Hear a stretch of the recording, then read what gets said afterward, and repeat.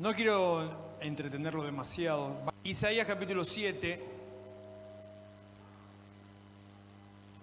versículo 13. Como le decía recién, es cierto que Jesús no nació un 25 de diciembre. Es más, si tuviera que darle algún dato un poco más exacto, que no hay un dato exacto, pero Jesús nació entre marzo y septiembre, así que fíjese que nada que ver con diciembre. Tampoco nació en el año 0, eso para romperle un poquito más la cabeza, sino que Jesús nació en el año 4 antes de Cristo, más complicado, mucho más complicado. Pero son cuestiones paralelas a una verdad. O sea, más allá de cuándo y cómo, hay una verdad, y la verdad es que Jesús nació.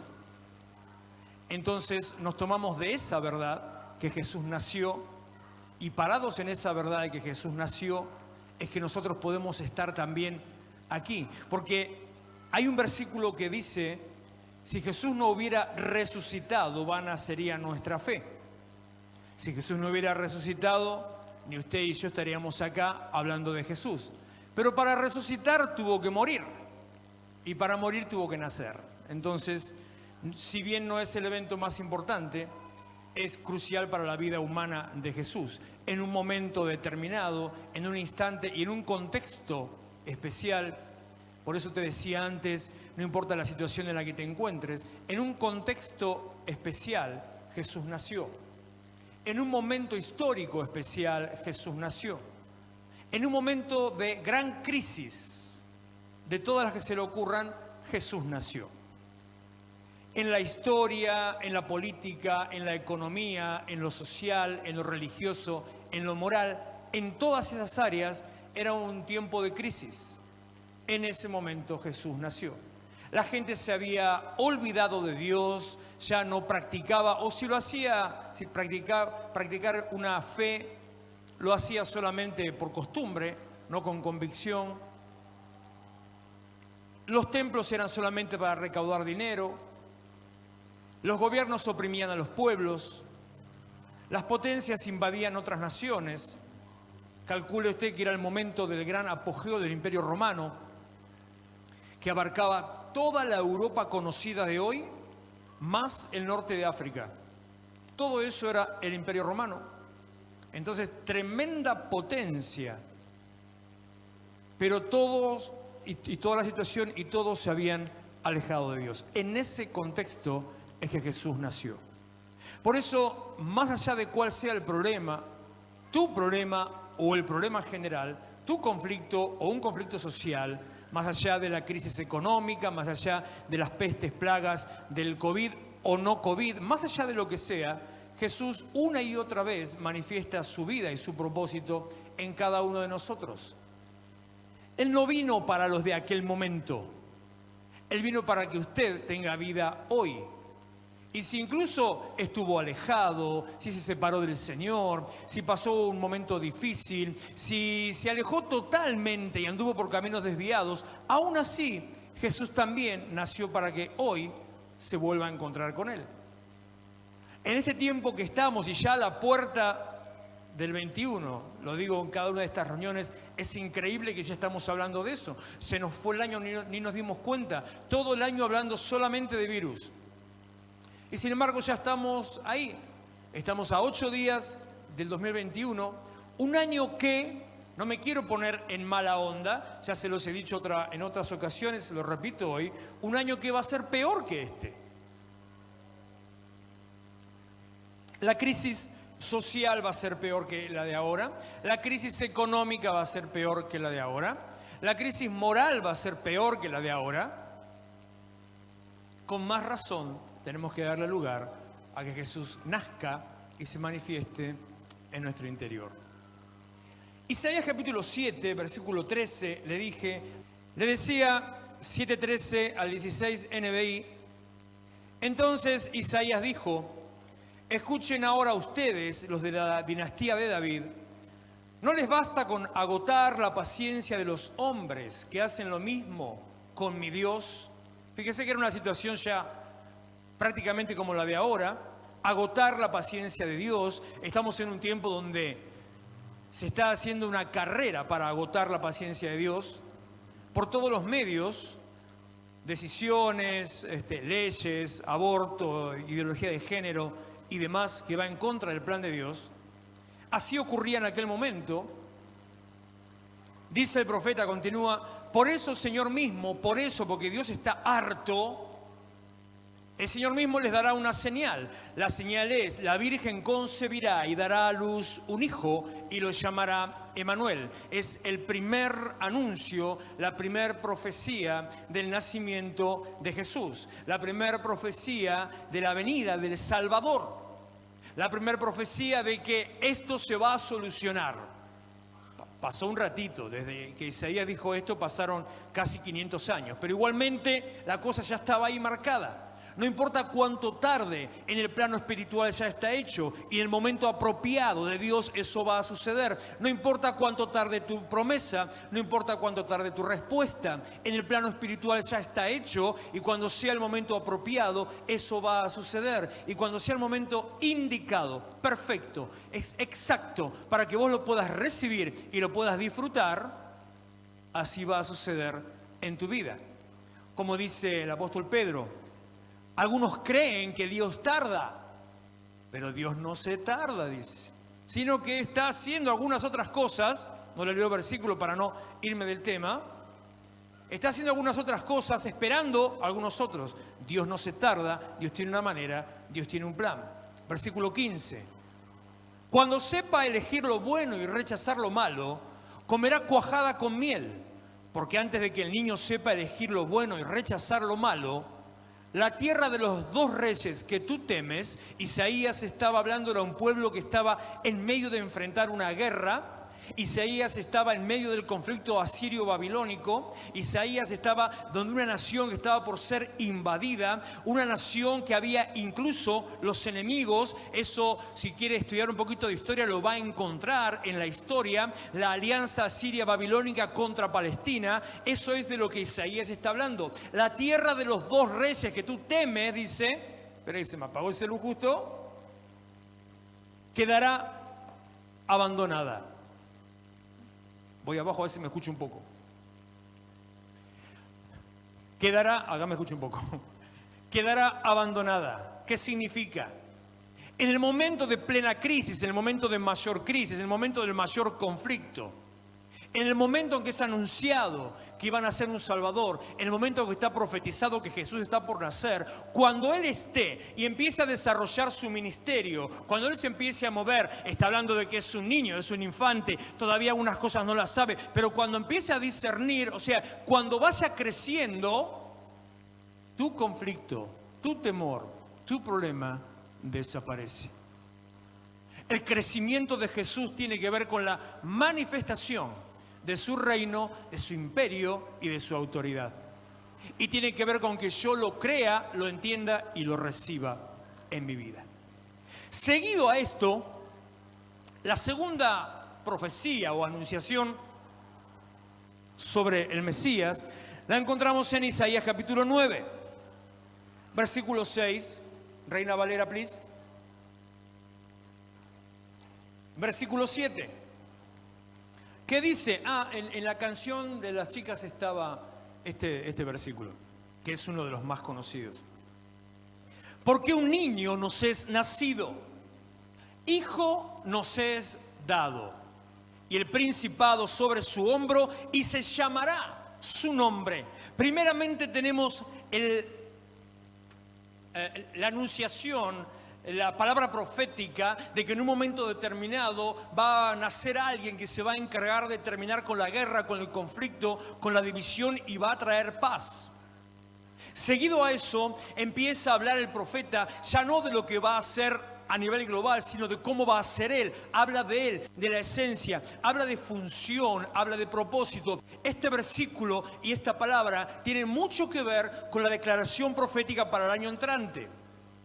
No es casualidad, tiene mucho que ver esto admirable consejero, Dios fuerte, Padre eterno, príncipe de paz, tiene mucho que ver con la declaración para el año próximo, porque está hablando de función y propósito. Está hablando de que para esto y de esta manera es que el Mesías, Jesucristo, Jesús, el Señor, para esto y de esta manera es como Él se muestra. Ya no va a ser el Isaías 42, le explico. Ya no va a ser el siervo sufriente. Ya no va a ser el Isaías 53, 54, le explico. No va a ser el varón de dolores. No va a ser aquel que fue su rostro desfigurado. Todo eso sí lo pasa, pero a lo que está apuntando es a la plenitud. La manifestación completa cuando termine la obra. Jesús vino para, y entre esas cosas, ser admirable. Nada se puede comparar a Él. Consejero, palabra segura. Palabra segura. Palabra segura, consejo claro, determinación, palabra viva. Como dice la misma Biblia, que tenemos la palabra profética más segura. Recuerdo hace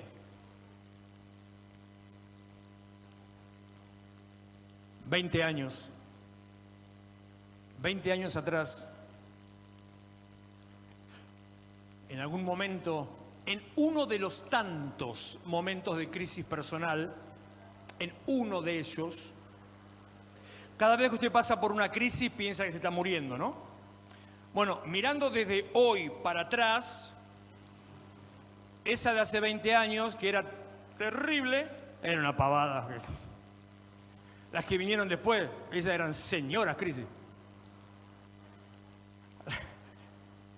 Hace 20 años atrás, en un momento de vacío, de sequedad espiritual, en un momento de lucha, de conflicto personal, en un momento en que incluso mal enseñado tal vez, yo creía, decía y declaraba que Dios me había quitado el ministerio, que ya no había ministerio para mí. Por eso, ojito con el profeta que le viene a hablar, ojito con la palabra que recibe o que le dan, ojito con la radio que está escuchando, ojito con el libro que se pone a leer. Busque a Dios, Él es la palabra profética más segura. Su palabra, la Biblia, es la palabra profética más segura.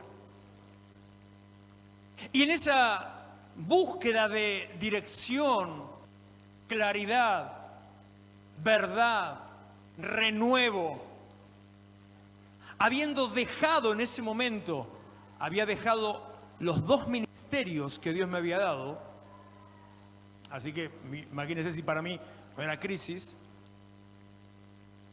Era o había sido hasta ese momento, había sido ministro de alabanza, pastor de jóvenes.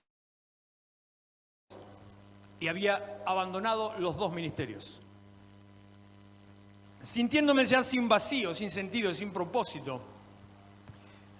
Buscábamos con la pastora, buscábamos a ver dónde hay una brújula, un GPS que dé palabra. Y fuimos una vez a una iglesia. Y yo, confieso que hasta el día de hoy lo hago con otro sentido.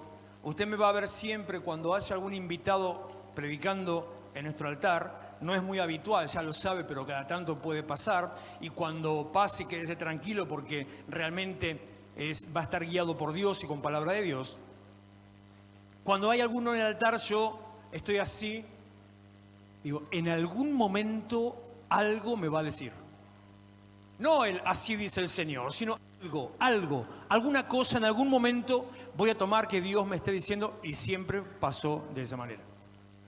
Y estaba aquel día en esa iglesia buscando palabra profética, no palabra de Dios, buscando palabra profética, buscando dirección, buscando una caricia de Dios, buscando que me diga algo que yo quisiera escuchar. Pasó toda la reunión, nada. Estaba casi terminando la reunión, todavía no había terminado. Habían terminado de predicar, creo, algunos se me van, algunos, 20 años, se me mezclan algunas cosas.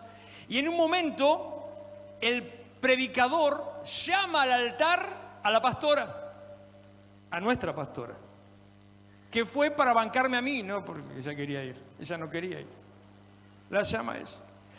le habla, le recontra habla, le re que te superhabla, le re que te revuelca, le bebe todo. Y yo digo, pero yo venía a buscar palabra. ¿Qué onda vos? ¿Qué te chorea la palabra mía? Después me chorea la prédica, todo, es así la vida. Todo se recibió, todo. Y yo me quedé mirando ahí y nada. Termina el culto, o sea, ya no había más opción. Termina el culto. Y en la oración final, el predicador dice, Jesucristo es tu profeta.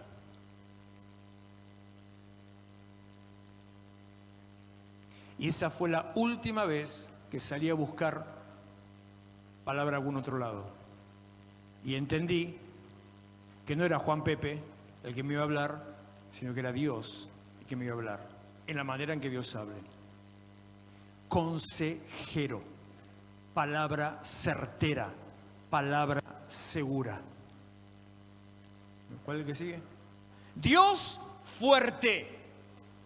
Hay algo que le quiero comentar a los obreros en la reunión que tenemos el lunes próximo, pero así por encima de eso digo, en este tiempo, en estos 8 meses que hemos pasado, una cosa sí hemos podido experimentar, la fortaleza de Dios con nosotros. Que más de uno en algún momento hemos querido bajar los brazos, pero el Dios fuerte estuvo ahí sosteniendo, ya no solamente como Dios fuerte, sino como, siguiente palabra, la cuarta, Padre eterno. Demostrando paternidad, levantando al caído, abrazando de vez en cuando a un coscorrón y acompañándonos.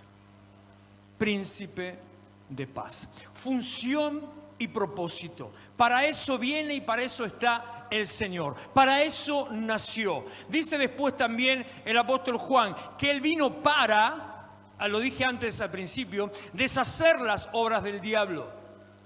El propósito y la función de Jesús completo es transformación de tu vida.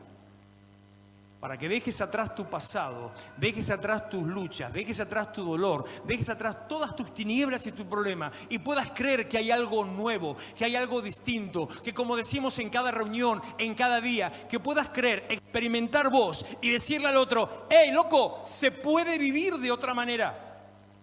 Que puedas decirle, lo comenté ayer con los discípulos y la semana pasada creo también.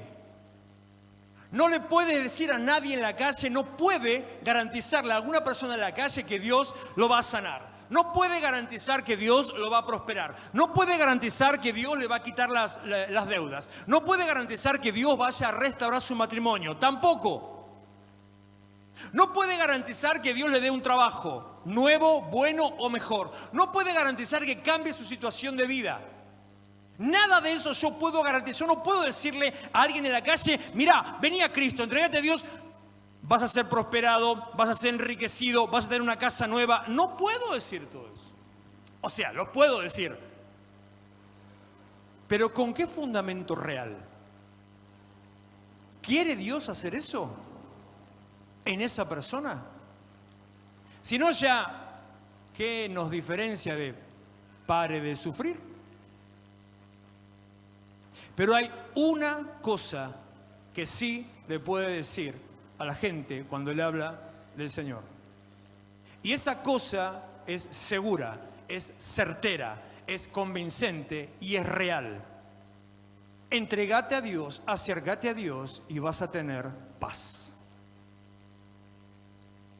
En el momento en que usted tiene una experiencia con Dios, no necesita hacer la experiencia sobrenatural, no necesita caerse, revolcarse en el piso, no necesita llorar y que le agarre un ataque de risa, no necesita vomitar o empezar a caminar por las paredes, no necesita tener nada de eso. En el momento que usted se acerca a Dios, se mete en la adoración, deja tal vez, como decía hoy, se olvida de todo y deja ahí meterse como en un río.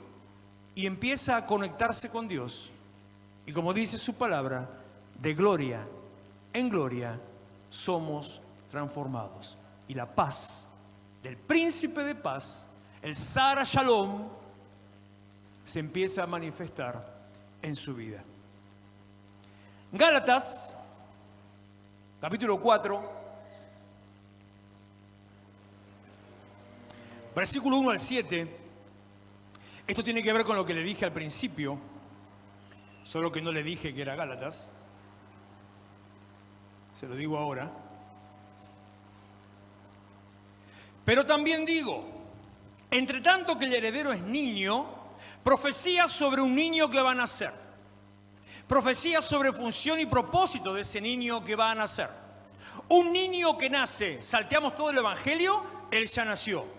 Pero también digo, entre tanto que el heredero es niño, en nada difiere del esclavo, aunque es señor de todo, sino que está bajo tutores y curadores hasta el tiempo señalado por el Padre. Así también nosotros, cuando éramos niños, estábamos en esclavitud bajo los rudimentos del mundo, las costumbres, las prácticas, las estrategias, las estructuras, el pensamiento del mundo. Estábamos en esclavitud, también nosotros siendo niños. Pero, versículo 4, pero cuando vino el cumplimiento del tiempo, en este contexto es el que le decía, crisis moral, social, política, religiosa, económica. La gran crisis del Imperio Romano, la caída del Imperio Romano, básicamente tuvo que ver con una crisis económica y con un aumento de la inflación. Básicamente, pero todo lo otro que vino atrás. Cuando vino el cumplimiento del tiempo, cumplimiento, palabra griega plenoma, plenoma, plenitud, significa cuando todo ya está hecho, cuando ya no entra nada más.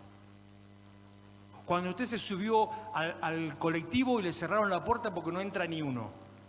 Cuando subió al tren y ya lo tienen que empujar los golpes para poder cerrar la puerta. Nada más. Cumplimiento del tiempo. Aunque la promesa parezca tardarse, no se está tardando. Dios está trabajando para el cumplimiento de esa promesa. Aunque la promesa pareciera ser que no llega, aunque la respuesta pareciera ser que no llega, la respuesta no está tardando. Es Dios que está desarrollando el cumplimiento del tiempo. Plenoma, momento perfecto, momento pleno, momento lleno, momento exacto. En ese momento, cuando vino el cumplimiento del tiempo no lo podés ir a buscar. El cumplimiento del tiempo viene. El momento exacto, preciso en que Dios va a hacer, no lo podés adelantar, sí lo podés retrasar. Pero no lo podés adelantar. Como hablábamos el otro día sobre la lluvia temprana y la lluvia tardía. Cuando vino y te encontró en el lugar que estabas, como dice el Señor en la parábola del ladrón, ¿qué hará el Señor cuando vuelva a su casa y los encuentre dormidos, borrachos, sin hacer nada? Pero ¿qué hará el Señor con aquel que encuentre vigilando, cuidando la casa? Cuando vino el cumplimiento del tiempo, Dios envió a su Hijo humano, que eso significa nacido de mujer, y bajo la ley, en cumplimiento también de la ley de Dios. Jesús resume en sí mismo, Él une en sí mismo las dos naturalezas, tanto humana como espiritual y divina. Y Él resume y une en sí mismo el doble cumplimiento de ser como hijo de Dios nacido bajo la ley, de ser un varón perfecto, como dice Efesios, y ser un ser humano pleno, como dice hablando de nacido de mujer. El único que tenía la condición para poder entregar su vida por su favor. Entonces, el niño profetizado, la función y propósito declarada y profetizada, el niño que ya empieza a manifestar y el cual ese niño viene a ser para nosotros, llega en el momento exacto y viene a ser para nosotros Salvador, ese niño, y termino ya con lo que me robó la pastora, Lucas capítulo 2,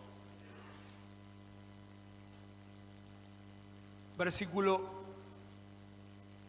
10 y 11.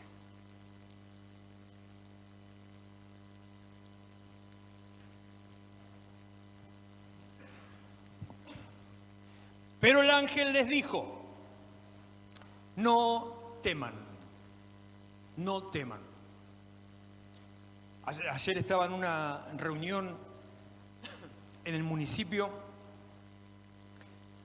presentando algunas actividades para el año próximo, hablando con algunos funcionarios.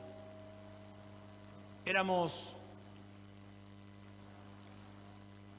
5 en una habitación. De los 5 que estábamos en la habitación eran 3 funcionarios y éramos 2 pastores. Habremos estado 40 minutos hablando, menos de una hora. En esos 40 minutos que estuvimos hablando, yo calculo que 10 veces, más o menos 10 veces se pusieron alcohol en gel, se tiraron el coso, el pulverizador. En un momento, vio que hacía calor ayer, ¿no? La oficina, aire acondicionado. En esta ventana daba el sol, pero como estaba el aire estaba más o menos piola. Yo estaba sentado acá, la ventana ahí. De golpe veo al secretario de gobierno, abre la ventana. Digo, este tipo está loco. Hace un calor bárbaro, está entrando el sol, estamos con aire y abre la ventana. Y enseguida, porque creo que se quiso aguantar y no se aguantó. Enseguida estábamos hablando y le dice al otro pastor que estaba a mi lado, dice, perdón. ¿Se puede acomodar el barbijo? Claro, se ve que se le movió, viste que se te mueve, se te cae, se te corre. Se ve que se le bajó mientras hablaba y quedó, no sé si la nariz o la boca afuera. ¿Se puede acomodar? Y ahí entendí, abrió toda la ventana porque el otro se le bajó el barbijo. Le dije éramos 6 y después dije no, éramos 5. Porque en ese momento entra el sexto. O sea, éramos 5 y aparece el sexto. Cuando entra el sexto, saluda a todo el mundo. Entonces se sienta y los otros 3 que estaban, otra vez, alcohol en gel.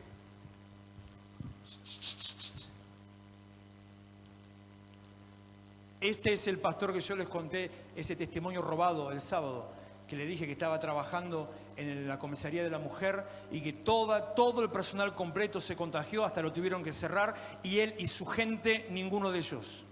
Este era el que estaba al lado mío. Dios dice, no temas. No temas. Sí, cuídese, sí tenga todos los recaudos, pero no tema. Tampoco en eso nos movemos, no nos regimos con los principios del mundo, tampoco en eso. No, pero el virus está, sí, claro. Pero entonces, ¿para qué es cristiano? Ellos nos consideran al igual que cualquier otro. Ellos nos consideran a la altura de una sociedad de fomento. ¿Usted considera que es parte de una sociedad de fomento? ¿Usted viene acá porque no tiene otra cosa que hacer? ¿Simplemente porque sigue una cultura o cree en el admirable Dios fuerte, Padre eterno, Príncipe de paz? ¿O cree en que Él puede transformar la vida? Entonces no tema. Y le dice, porque les doy buenas noticias de gran gozo que será para todo el pueblo, que hoy les ha nacido, bueno, dentro de 2 días, hoy les ha nacido en la ciudad de David un Salvador. El Mesías profetizado en Isaías 7 y en Isaías 9. Un Salvador que no solamente es un Salvador, sino que es Cristo. Enviado por Dios, capacitado. El único que tiene las herramientas para cumplir la tarea para la cual fue enviado. Aquel que con seguridad va a hacer lo que vino a hacer. ¿Qué vino a hacer? A darte vida y vida en abundancia. ¿Qué vino a hacer? A destruir las obras del diablo. ¿Qué vino a hacer? A traerte paz. El único que realmente tiene las condiciones de alcanzar y de cumplir la tarea para la que se lo envió. Y no solamente Cristo, sino también Señor. Dueño de nuestras vidas. Y si eres dueño, cuida sus posesiones, cuida sus tesoros, sus valores preciados, cuida de vos y cuida de mí. Póngase en pie, por favor. Cuando nos vamos a encontrar, ya hemos pasado la Navidad, así que deseamos que en medio de la situación que esté, como sea la situación en su familia, como sea que pueda tener la reunión o no, en la condición que sea, la manera que sea, que lo disfrute lo mejor posible, que pueda disfrutar y pueda tener y pueda compartir una muy feliz, realmente muy feliz Nochebuena y muy feliz Navidad. Que realmente pueda empezar a recibir, a experimentar, a sentir el impacto y el efecto de Jesucristo en su vida. Que los problemas hasta hoy den bueno, eso se hace a fin de año, ¿viste? Pero hace un balance, borrón y cuenta nueva, una hoja nueva. Bueno, hasta hoy no seguí sus caminos, no me involucré, no me comprometí. Hoy sí. Porque Él es mi Cristo, mi Salvador y mi Señor. Señor, en el nombre de Jesús, te damos toda la gloria y te damos gracias por haber podido compartir este tiempo, Señor, disfrutando tu presencia, compartiendo tu palabra, recibiendo tu dirección.